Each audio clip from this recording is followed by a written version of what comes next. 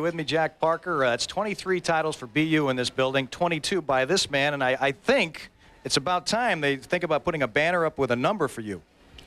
Well, if we only won 23, I think Jack Kelly won a lot more than one, so I can't have 22. But we've been very successful in this building. It was nice to have it turn out the way it did tonight. And guys like Bradley having a big night, Ahola having a big night, and our MVP next day having a big night was awful nice, too. The key players really performed.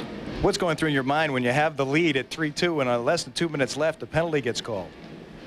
I can't say that on TV. Paraphrase it. Yeah, I thought the referee did a good job. I thought he called everything close for a while, let things go. We weren't quite sure how he was handling it, but in general, he kept his composure in a real tight game. What kind of momentum does this give your team going into the NCAAs next week? I think a lot of momentum. I think we're playing well. We've been playing well for the last month, and this is an awful big win. To get the Hockey East Championship is very nice, and to keep continuing to play well. And we beat a real good team. So we're beating good teams along the way, and more W's helps your win-loss percentage, and we'll all find out where we wind out tomorrow. What about this MVP on the other side of me? He might not be around next year if the Olympics come calling now. Well, we're pretty sure he won't be around. That's too bad, but he's had a great career here, and he's going to end it off with a run at the national championship, and I'm pretty sure he'll be an Olympic candidate and probably a big star of the Olympic team next year. All right, Shawn McEachern, the MVP of this tournament, the game-winning goal, 2 assists on the key third-period goal. So, I'll tell you what, you had a heck of a 22.5 minutes, I think, here. Yeah, it was pretty exciting. Third and overtime for us, and the whole team played great. And I think John Bradley played the best out of anybody on the ice. Let's take a look at that last goal, if we can. In overtime, Shawn McEachern scored. Why don't you walk us through it?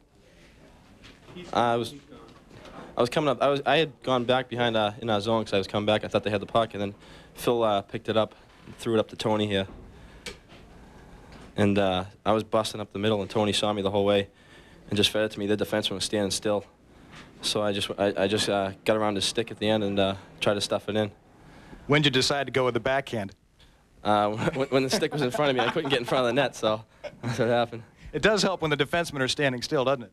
Yeah, well, Tony gave me a great feed, and Keith Tkachuk was keeping the other defenseman's attention, and he was just standing still, so it was just a matter of getting around the stick. This team's come a long way in the last couple of years. You were talking about it with a couple of your teammates out on the ice in the celebration, right? Well, the year I got here, me and Dave Sack were roommates the whole time, and I was telling him we only won 14 games that first year, and we were a pretty bad team. We had some good players, but we just didn't play well. And sophomore year we came back, started playing well, and then we ended up junior year with the Hockey East Championship. It's great.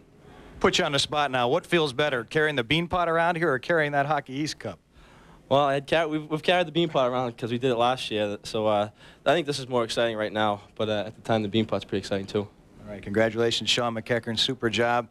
Congratulations to the BU Terriers, the Hockey East champions for 1991. Let's send it up now to Bob Kurtz and Bob Norton.